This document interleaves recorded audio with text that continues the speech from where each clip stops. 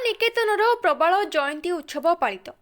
ଗଞ୍ଜାମ ଜିଲ୍ଲା ଖଲିକୋଟ ବ୍ଲକ ଅନ୍ତର୍ଗତ କଇରାଶିସ୍ଥିତ କଳାନିକେତନର 35 ବର୍ଷ ପୂର୍ତ୍ତି ଉପଲକ୍ଷେ କଳାନିକେତନ ପରିସରରେ ଥିବା ଭଞ୍ଜ କଳା ରଙ୍ଗମଞ୍ଚଠାରେ 2 ଦିନ ବ୍ୟାପୀ ମହାସମାରୋହରେ ପାଳିତ ହୋଇଯାଇଛି ପ୍ରବାଳ ଜୟନ୍ତୀ ଉତ୍ସବ।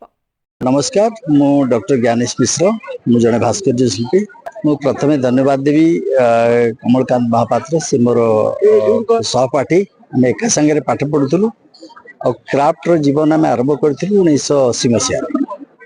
तो आज एत बड़ गोटे आयोजन कर 35 वर्ष दीर्घ 35 वर्ष जो सफल देखिली लोक मान सहयोग अच्छी आ गुड़े कम से कर गाँ लेवल जाकि गुड़े कम कर सरकार जिते प्रकार योजना अच्छी से योजना गुड़ी से प्रॉपरली आनिक गाँ लेवल पहुंचे पार्टी या बड़ माध्यम बोधे आउ कई हेबेनि किंतु सबुठु सुखर कथा होची जे लोक गंजाम गोटे जगह जो कलार माने उत्पत्तिर जगह कहले अत्युक्ति हेनी।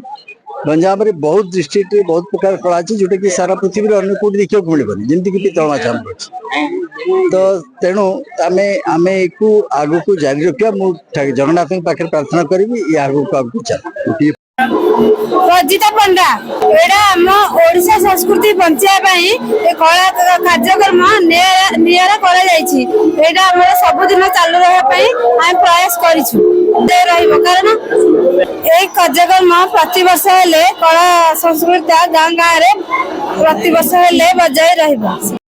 प्रथम दिन कार्यक्रम में खलिकोट गोष्ठी शिक्षा अधिकारी सत्यनारायण दास मुख्य अतिथि भाव में जोग देते।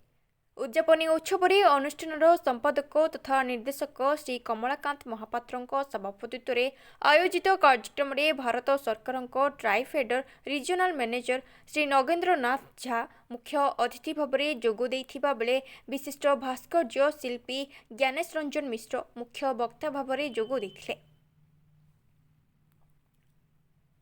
ओडिशा सरकार हस्तशिल्प उपनिर्देशक श्री उमापति बेहेरा खलिकोट स्थित सरकारी चारु और कारुकला महाविद्यालय भारतप्राप्त अध्यक्ष देवी प्रसाद दास स्थानीय समिति सभ्य बानाम्बर स्वाई प्रमुख सम्मानित अतिथि भाव में जोग देइथिले।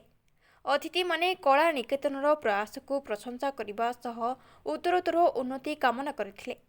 मैं Nagendra Nath Jha, regional manager TRIFED, ministry of tribal affairs, government of India. यहाँ कला निकेतन के 35th कोरल जुबली सेलिब्रेशन में मुख्य अतिथि के तौर पर आया था और इस जो सभा थी ये उन लोगों के लिए था जो जिसके चलते आज ये कला निकेतन इस मुकाम पे है। उनके जो कारीगर है कलाकार उनके योगदान को स्मरण करने के लिए था। ये मैं खुशी हुई है कि सारे यहाँ उपस्थित यहाँ के कार्यक्रम से यह भी कार्यक्रम तो भी चलता ही रहेगा आगे तक। यहाँ जो उपस्थित हुए इससे सबसे मिलके हमें बहुत अच्छा लगा। इसमें धन्यवाद। खलिकोट और बेगुनियापड़ा ब्लॉक रो 32 गोटी संकीर्तन मंडली एथिरे अंशग्रहण करथिले। रामलीला गायक जगन्नाथ पाणिग्राही को भंज कला सम्मान, प्रकाश चंद्र महाराणा को उत्कृष्ट हस्तकला और गौरी शंकर मुदुली को मृत्तिका कला सम्मान प्रदान कर जायथिला।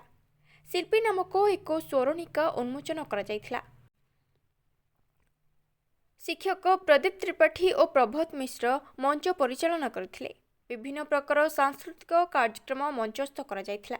शह शह संख्यारे पुरुष और महिला उपस्थित रही अंशग्रहण करबा सह उपभोग करथिले। कमलकांत महापात्र, सेक्रेटरी कम डायरेक्टर कला निकेतन। आज आमर ऑर्गेनाइजेशन कोराल जुबली सेलिब्रेशन 35 वर्ष पूर्ण उपलक्षे अनुष्ठित होता।